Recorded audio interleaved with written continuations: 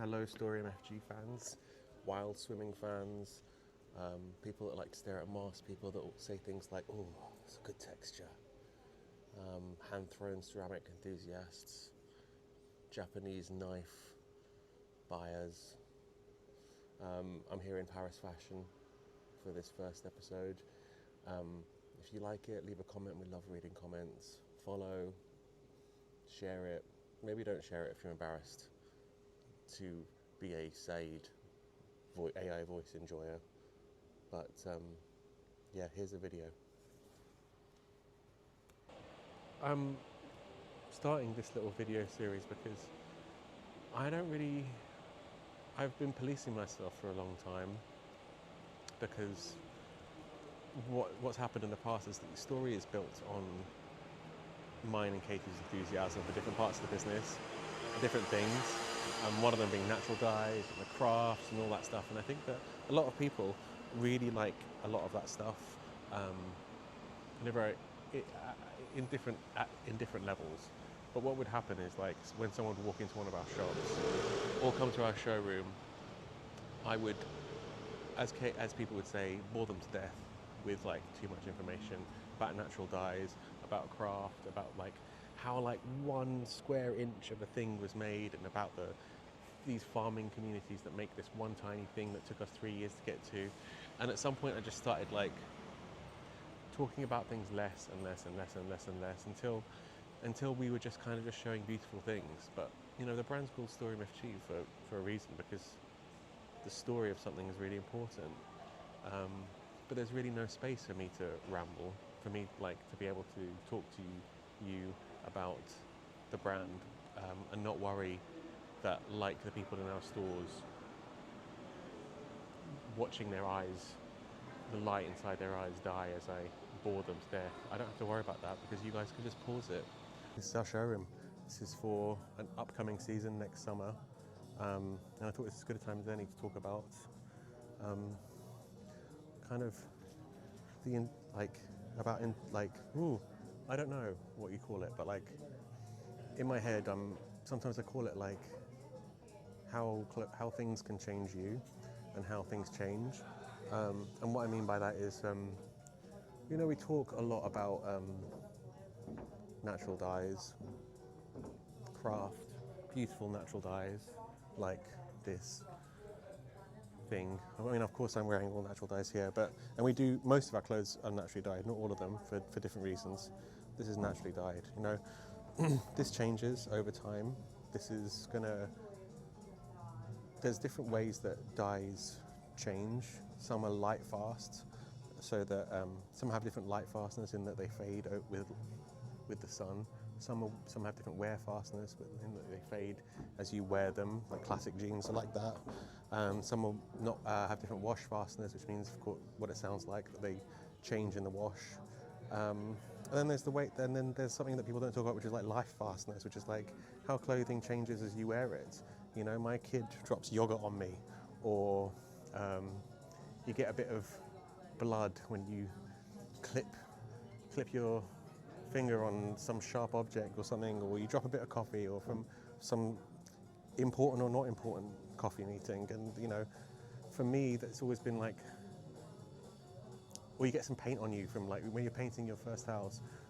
Those become like treasured things on a garment, and some people love that kind of thing, some people don't. But that's the kind of half of things where like clothing changes, and like I think a lot of brands don't talk about that because their clothing doesn't get better over time, but natural stuff does get better. Like an old leather seat, we don't use any leather, but it's undeniable that gets better and better over time. Our stuff gets better and better over time. But I guess the thing that the thing that I think is like right at the heart of the matter is like how the clothing changes you. Natural dyes, once you start getting into this kind of world of things, I'm just going to get a stool. I'm tired. It's tiring being a almost 40-year-old with kids. Once you get into this world, in the same way as like you get into the world of like natural wines or beers or like anything that people get really into, the, the world of that thing is the world of that thing, and as you get more into it, it kind of changes you and changes your behaviour. You become more, you have more of an affinity for it, and you change the way that you act. What do I mean by that? So, for example, I've got this beautiful Japanese knife that I bought. It was like the most I've ever spent on a piece of cutlery, which I don't think it was even that bad. It was like £150 or something. It was made by a master knife maker. It's made of something called carbon steel, which means it can get much sharper than the kind of knife that you'd buy at your local store. But it also means that it rusts really easily. So it elevates what you're able to do, and it elevates your experience of cooking. But it also asks something of you. It asks that you wash it and dry it totally. It asks that you don't treat it like shit. It asks that you don't put it in the dishwasher. If you don't change your behaviour, then this product, which elevates things, is going to get damaged and worse, and kind of ruins things. And there's this kind of handshake between you and the thing that says, like, we're going to do a thing to make everything better. The kind of clothing we make in the world that we live in as a brand is so different from other brands because it's the same, natural dyes, hand-woven stuff, some of the things that we use, they make your life so much better, so much more wonderful, so much more whimsical and healthy, but you do need to think about them. Not that you have to baby them. In fact, I'm very anti-babying things. I put everything in the washing machine on a low heat so it doesn't shrink. But if they lose a bit of colour or they pick up some creasing, then that's all kind of part of the process for me. I know not everyone's like that. So I'm not saying about babying them, but you do have to be aware of like how these, this is a pair of shorts, but it's not like any other pair of shorts. Like that knife that I have is not like every other knife. And the way that this clothing elevates in the same way that knife with its sharper edge and it's like more thought about weight and everything, and the handle that makes holding it so much more like joyful, is that there's so many ways, but one is the natural dyes that we use, like indigo, for example, natural indigo, and all the natural dyes. These are all medicinal in so many different cultures. And whether or not you're into that kind of stuff, I would say I'm like half into it. But these dyes, they're good for you. They make you feel good, but they also, so natural indigo, it's been used from before recorded history for its antifungal and antibacterial properties. What that means in a modern setting is that when I wear an indigo shirt and I go out and I sweat my bees off, I don't smell as bad as if I did in any other shirt. I had to wear it like one of my dad's t-shirts the other month when I was out in Spain, and I stunk.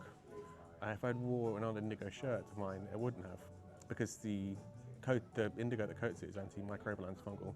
What that means in the past is that people used to wear it as work shirts.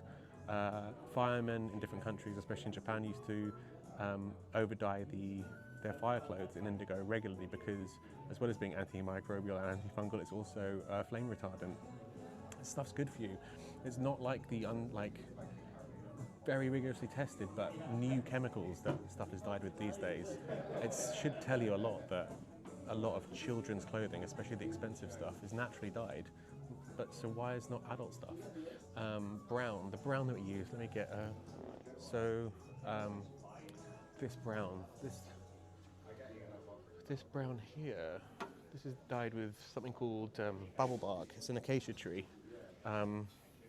Again, antifungal, antimicrobial, also used in traditional medicine in the Middle East and in South Asia for people with skin problems.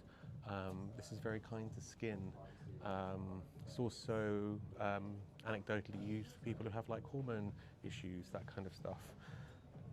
Clothing touches your skin directly, your biggest organ, and we're very careful, or sometimes we're not careful, but we're mindful of the trash that we put inside our bodies. We either don't eat it, or we eat it knowing that it's trash. Same with like skincare. Like if you're into skincare, people are really careful about what they put on their skin because that goes into your skin, and then they throw on something from some like disgusting high street brand or outdoor brand that's using like terrible hormone blocking stuff straight into their skin and wear it all day, rubbing those chemicals onto their skin. Our stuff touches your skin and it's good for you. Or if it's not good for you, at least doesn't harm you. Of course, anyone can be allergic to anything. So I'm sure there's some people in this world who have issues with natural dyes in the same way that some have with water. But I wear this stuff and my children wear it. And yeah, I do wear like vintage outdoor gear stuff, but I don't think I'd put any directly on my skin. Not anymore, not when I have the choice. I think I'll do another video with all of the different properties of natural dyes and each one, because we use a lot and they all have different like legends and stories and really, really interesting stuff about them. But I guess I just wanted to like touch on it because that's the way that it changes you. Because once you drink the KoolAid, so to speak, and I know I'm increasingly looking like a cult leader these days with a shaved head and ever-growing beard. Sorry, I did. Once you drink the KoolAid, you start to look for other brands that are doing it like this. You start to look in other parts of your life, like for other companies that are sympathetic to like all the things that you care about, and you kind of go down rabbit holes and start eating things you might not have considered, or going on hikes. It's dangerous. It's like the pill from the Matrix. You go down. You start with Story MFG and you end up eating homemade granola that costs 2 weeks' salary. It's a beautiful thing though. But yeah, these clothes change you. They've changed my life. I'm a skeptic in every single way, even now. But as well as changing my life because it's my business, it's changed my life because it continues to give me a new outlook on things. And it's really, really, really beautiful. Let me just show you, like, this is my zone of terror where I bore people, where I was talking about like watch the light in people's eyes go out. But one thing I was really boring people with the other day was this. Oh, actually, well, it's the jacket that I'm wearing. Actually, I was going to show you another one from the rail, but this jacket is hand woven in Thailand, and the cotton is grown by the weavers or by local communities. It depends. But the brown in it is actually naturally brown. It's grown brown. It's this heirloom cotton that was naturally brown, but industry has basically almost completely bred this out because the brown is not very dyeable. Obviously, you want something white to be dyed easily.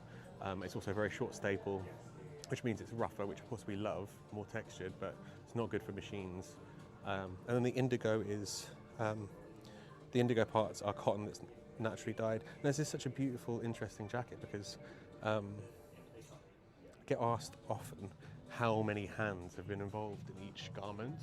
So, and the answer is like interesting no matter how many you say. So, for example, this one, it's a plain brown jacket. We did like a bit of a research. This was years ago about like if we took like 1 square inch of a jacket like this, how many people are involved in making it? And I think it was 60 something. That would be for this. So this is, this is organic cotton. It's naturally dyed. There's stitching. There's all this other stuff. This is also all of those things, but this maybe has 3 people involved. So this is like a community. This is like a very small community, or just sometimes some of this fabric, if it wasn't for the sewing of the actual jacket, if it were just the fabric, it could be one person. There are some of our Sunday jackets where the weaver grows the cotton, picks the cotton, cards the cotton, spins the cotton, dyes the cotton, weaves the cotton, finishes it all totally. So that's my little bit for the day. I'd love to show you the whole collection. Maybe I'll come back and do it. But this is stuff that's coming out in 6 or 7 months, 5, 6 or 7 months. I'm not sure. What happens here is that can see people walking around, buyers from the shops we sell to. We make samples, and they all come and pick what they want. They'll put it on this rail behind me, take a picture of it, send us the order, pay for the order, hopefully. They're not all so good at it.